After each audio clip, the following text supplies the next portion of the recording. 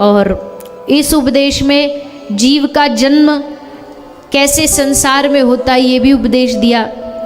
हम कहाँ से आए, हमारा जन्म कहाँ से हुआ, कैसे प्रकट हुए, बोल माँ के गर्भ से। माँ के गर्भ में कहाँ से आए, कौन लाया हमको, ये पूरी पद्धति कपिल भगवान बताते। जब जीव को मनुष्य शरीर धारण करना होता है तो लिखा है कि जीव इस संसार में प्रकृति में वर्षा के साथ आता है, बारिश के जल के साथ आता है। फसल में अन्न फल सब्जी इनमें प्रवेश करता है। इनमें प्रवेश करने के बाद उस फल सब्जी को जब माता पिता खाते हैं, सप्तक धातु फिर वीर्य के रूप में परिणित होती है और फिर वो जीव माँ के उदर में जाता है। माँ के उदर में गया, कललम तो एक रात्रेन पंच रात्रेन बुद्बुदम।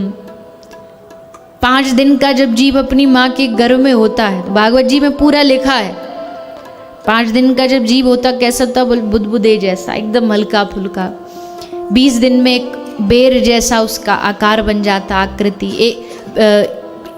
फिर थोड़ा अंडे जैसा आकार धारण करता है, फिर उसकी मांसपेशियां बनती हैं। 1 महीने में सर निकलता है, दूसरे महीने में हाथ पांव निकलते हैं, तीसरे महीने में नख, रोम, चर्म, ये जो भी धातुएं ये बनती हैं। फिर ये जो धातुएं हैं 7 प्रकार की धातु होती हैं शरीर की, फिर इनका प्रागट्य होता है।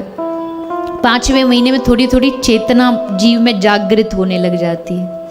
अब उसको भूख, प्यास, जलन, इधर उधर माँ के गर्भ में कीड़े काटना, माँ का खाया हुआ तेज, नमक, मिर्च, मसाला जो वो खाती है उससे शरीर जलता है। जठराग्नि आप चारों ओर से जलाती है, उस घोर नरक में पड़ता है, जलता है। ये भोगी है। श्री कपिल भगवान कहते माता जब जीव माँ के गर्भ में होता है, जीव जो गर्भ में उसके लिए सबसे नुकसानदायक होता है, कोई मिर्च, मसाला, खट्टा, लेकिन भगवान कैसा भोग भोगवाते हैं कि उसी समय माँ को ये सब खाने का ज़्यादा मन करता है। क्यों? क्योंकि भगवान कह रहे हैं अब तू भोग, और जितना भोग सकता भोग। ये जीव का भोग नहीं है गर्भ में। चारों ओर से उसको जलन महसूस होती है, क्षण क्षण में बेहोश होता है, क्षण क्षण में होश आता है, और जब होश आता है, एहसास होता है तो रोता है।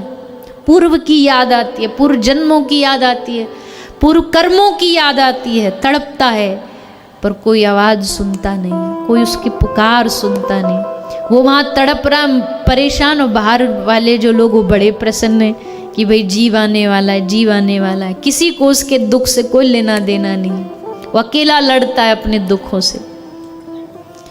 और जब भगवान देखते हैं कि बेचारा तड़प रहा है तो भगवान के सामने जाके रोता है, हाथ जोड़ता है, कोई भगवान है इस दुनिया में तो मुझे बाहर निकालो इस नरक से, मुझे एक बार बाहर भेजो इस नरक से। भगवान कहते क्या कर लेगा बाहर जाके तू? ले प्रभु एक मौका, हम सब जितने बैठे हैं ना, हम सब ने भगवान से एक मौका मांगा है, तब भगवान ने मौका दिया कि जा, एक मौका दिया तुझे, जा, जन्म दिया तुझे, अब भगवान का भजन कर ले और पाले मुझे। मिला मौका, हम सबको मौका मिला, और ये मौका ऐसे नहीं मिलता है, कोई हजारों लाखों योनियों के बाद एक मौका मिलता मानव जीवन का। ऐसे ही नहीं प्राप्त हो गया, ये कोई पुण्यों से नहीं मिल गया है। हरि तुम बहुत अनुग्रह कीनो, साधन धाम विबुध दुर्लभ तनु, मोहि कृपा कर दीनो। ये मनुष्य जन्म पुण्यों से नहीं मिलता है, पुण्यों से देव योनि मिलती है। मनुष्य जीवन भगवान की कृपा से मिलता है। ये कृपा से मिला हुआ शरीर है। भगवान ने कहा जा बेटा, दुनिया में जा, पाले जो तुझे पाना है। आ गया संसार में, संसार में आया, जैसे प्रकट हुआ, जैसे जन्म लिया, सब लोगों ने खूब थाली बेला बजाई, बुआ आई, चाची आई, सब ने भैया कुल दीपक पैदा हो गया, अब तो हमारा वंश बढ़ाने वाला पैदा हो गया। सब खुश, वो बच्चा रो रहा है, सब हंसते, सब प्रसन्न होते, सब खुश होते।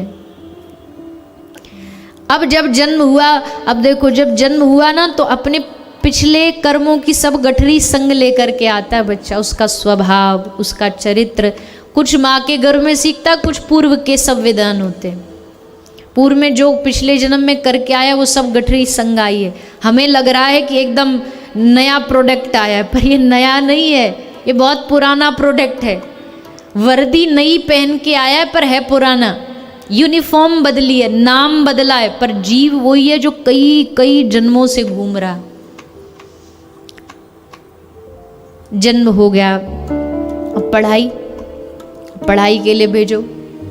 थोड़ा थोड़ा बड़ा हुआ, पहले तो खेल खिलौना, उसमें खूब मस्त रहता है, खेल खिलौने से खूब खेलता है।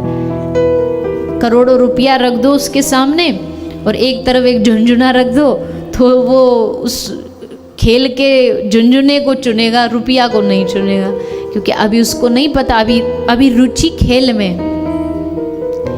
खेल से थोड़ा बड़ा हुआ, पढ़ाई लिखाई, दोस्त बन गए, चिंटू पिंटू मिंटू सबरे संग के इकट्ठे हो गए, खेल खेलना चालू हो गया। खेल खेल में पढ़ाई भी करता है, खेल भी खेलता है। फिर और बड़ा हुआ, पढ़ाई के बाद फिर और हायर स्टडीज़, वो पढ़ लिख करके फिर नौकरी। अब कहते हैं कि जब बचपन होता है तो आदमी ये सोचता है कि एक बार बड़ा हो जाऊं, ये बचपन के कलेश से छूटूं, ये रोज रोज एग्ज़ाम से छूटूं। बच्चे होते हैं ना, उनको लगता है ये मास्टर रोज आ जाता है एग्ज़ाम लेने के लिए, इसलिए जिस दिन मास्टर जी नहीं आते बच्चे कितने खुश होते हैं। स्कूल में तो आप सब भी गए ही होंगे। मास्टर जी जिस दिन पता चल जाए मास्टर जी नहीं आया, अरे महाराज ऐसी खुशी होती कि आज बला टली। हमारे ब्रज में जब रास लीला होती है तो उसमें मनसुखा बनता है, तो वो गाता है, गुरुजी हो जाए बीमार, गुरुजी के हो जाए निमोनिया, हमारी बाजेगी हारमोनिया। खूब खुश होता है, बोला आज आचार्य जी नहीं आए, आज गुरुदेव नहीं पधारे। तो बच्चे सोचते हैं कि बस एक बार ये पढ़ाई वाला सिस्टम पूरा हो जाए, फिर तो हम फ्री हैं एकदम, फिर जीवन में मौज लेंगे। पर महाराज जब पढ़ाई खत्म होती है ना, असल जीवन का संघर्ष तो तब चालू होता है। तब फिर स्कूली परीक्षा नहीं, पर फिर जीवन की परीक्षाएं चालू हो जाती हैं, जीवन के एग्ज़ाम्स चालू हो जाते हैं। अब बच्चा बड़ा हुआ, नौकरी ढूंढो, नहीं कमाए तो घर वाले पर बोझ, घर वाले ना जीन दें, हट्टा खट्टा कमाता नहीं, कुछ करता नहीं, पैसा नहीं लाता। क्योंकि भैया देखो, ना बाप बड़ा ना भैया, सबसे बड़ा ये तो चाहिए ही सबको। नहीं कमाओगे तो फिर निठल्ले माने जाओगे, कोई नहीं पूछने वाला। सो अब उसके कंपटीशन में पैसा कमाओ, पैसा कमाओ, पैसा कमा लिया, अब नौकरी लग गई, अब नौकरी के बाद फिर छोकरी, फिर ब्याह हो जाए बढ़िया, मनपसंद बहू मिल जाए। अब ब्याह के लिए 1000 जगह रिश्ते आए, 1000 जगह ब्याह के लिए कोशिश करी, एक पसंद आया वहाँ ब्याह कर लिया, ब्याह हो गया, शादी हो गई। पंडित जी ने कहा था 36 के 36 गुण मिलेंगे, पर माँ 36 क्या, ऐसे टेढ़े टेढ़े गुण मिले कि सोचा क्या, मांगी थी चंद्रमुखी मिल गई ज्वालामुखी। अब महाराज सो अपने, ये बड़ी विचित्र स्थिति है दुनिया की। कहते हैं ना, जिसके पास जो है उससे खुश नहीं है, जिनके पास नौकरी है वो नौकरी से दुखी है, सुबह उठ के इतने बजे जाना पड़ता है। जिनके पास नहीं है वो अलग दुखी है कि हमारे पास नौकरी नहीं है। जिनके पास गाड़ी नहीं है वो दुखी, जिनके पास गाड़ी है वो यूं दुखी है कि पेट्रोल डीजल कहाँ से लाएं। सबके अपने अपने दुख हैं। जिनका ब्याह नहीं हुआ वो दुखी, जिनका हो गया सो भी दुखी, जिनके बच्चे नहीं वो भी दुखी, जिनके हैं सो भी दुखी।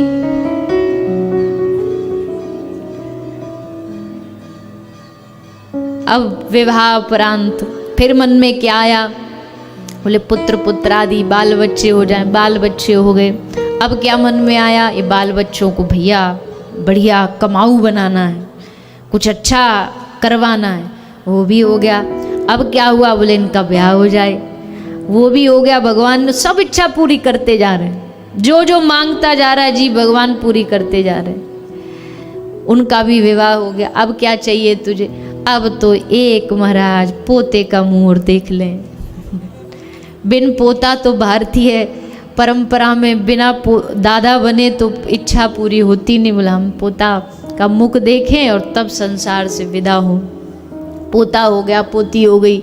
अब पोता पोती हो गए, बोला अब इनको आगे बढ़ाना है, अब इनका नाम रोशन करना है, अब उनका नाम रोशन करना, फिर उनका ब्याह करना है। और ऐसे करते करते चारपाई पर आने के बाद, बेड पकड़ने के बाद भी मानव की, इंसान की इच्छा कहीं भी फुल स्टॉप नहीं लेती है, वो चलती ही जाती है। अब फिर क्या रहे क्या जी, तो फिर क्या आप ये कह रहे हो कि सब छोड़ छाड़ के गुफा में भजन कर लें हम, वो भी होना नहीं हमसे, वो भी हमसे होना नहीं है। तो फिर क्या करें, बोले भैया घर में रहो, जंगल में रहो, ग्रस्त में रहो, सन्यास में रहो, वानप्रस्थ में रहो, कहीं भी रहो, बस इतना याद रखो कि भगवान का नाम छूटे ना, भगवान की याद छूटे ना। जब भगवान से कहकर के घर में आ गए कि प्रभु मौका दे दो, भगवान ने दे भी दिया, तो फिर उस मौके का लाभ उठाओ, उस मौके का फ़ायदा उठाओ। और फ़ायदा यही है कि चलते फिरते बस उनको याद रखो, कहीं भी किसी भी परिस्थिति में उनको भूलना नहीं है। चाहे दुख आ जाए, चाहे सुख आ जाए, कितनी भी परिस्थितियाँ अच्छी हो जाएं, कितनी भी परिस्थितियाँ बुरी हो जाए, ये याद रखना वो तुम्हारे संग है। और संग नहीं है, असल में केवल संग भी नहीं है, वो तो सब कार्य जो तुमको लग रहा है कि तुम अपने हाथ पैरों को चला के कर रहे हो, ठाकुर जी कह रहे तेरी क्या हिम्मत तू कर सके, मैं तुझसे करवा रहा हूँ, मेरी प्रेरणा मेरी शक्ति है तुझसे करवा रही, नहीं तो क्या कर लेगा तू। करते हो तुम कन्हैया मेरा नाम हो रहा है, मेरा आपकी कृपा से सब काम हो रहा है। और कोई भी परिस्थिति हो वो साथ नहीं छोड़ेगा। तूफान आंधियों में तूने ही मुझको थामा, तूफान आंधियों में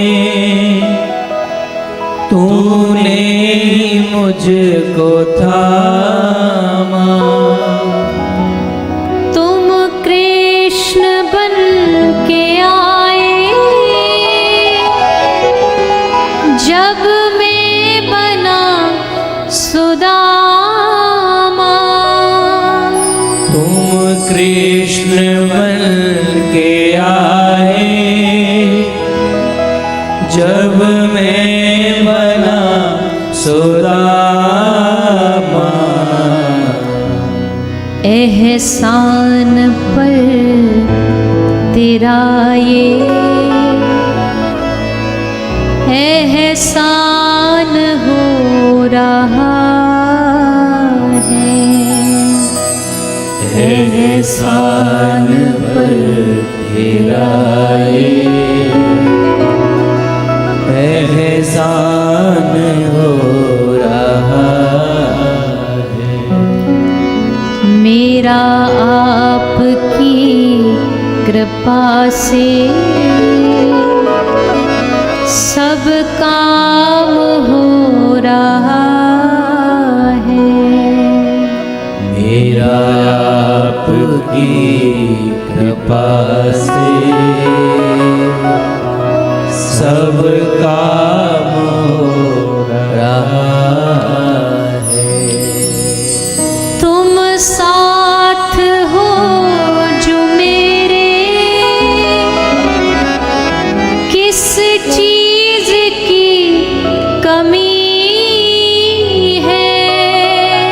तुम साथ हो जो मेरे,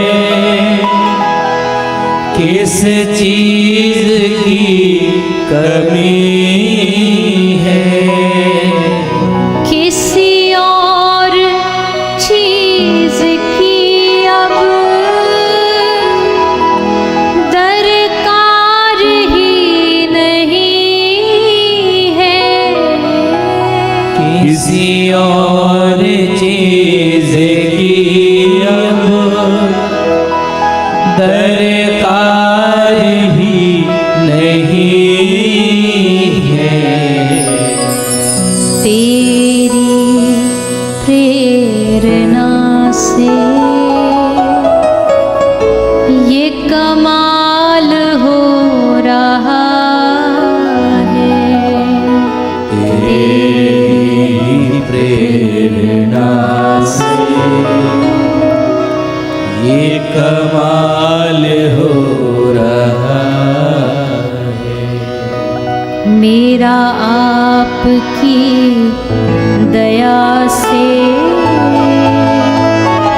सब काम हो रहा है। मेरा आपकी दया से सब काम हो रहा। तुम साथ हो जो मेरे, किस चीज की कमी है। ठाकुर जी किसके साथ नहीं है, सबके साथ है। कोई एहसास कर पाता है, कोई एहसास करना भूल जाता है।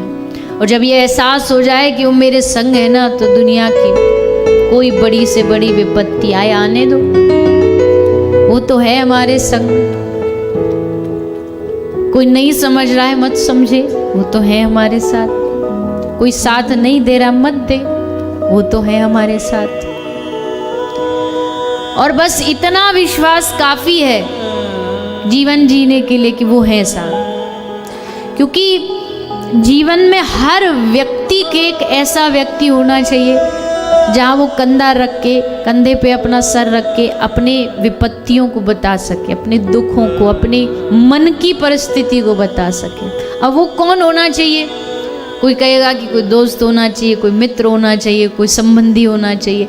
पर भैया कौन कहाँ साथ देता है? ऐसा यार चुनो, ऐसा सहारा चुनो जो कभी छूटे ना। ऐसा सहारा चुनो जो हर संकट में तुमसे आगे खड़ा हुआ मिले, डर के मारे पीछे भाग ना जाए तुमको देख करके, आगे खड़ा हो। महाराष्ट्र में आज भी श्री पंढरीनाथ भगवान ऐसे कमर पे हाथ रख के खड़े, पांडुरंग भगवान। कभी दर्शन किए हो तो देखना कभी। मतलब ऐसे क्यों खड़े हैं? बोले अपने भक्त को कह रहे हैं बेटा तू पीछे आ जा, मेरे पीछे आके खड़ा हो जा, डर मत। सामने से कितनी बड़ी से बड़ी विपत्ति आ जाए, मैं तेरा कुछ बिगड़ने नहीं दूंगा। मैं हूं ना तेरे साथ, मैं खड़ा हूं तेरे सामने। तो तुम साथ हो जो मेरे, किस चीज की कमी है।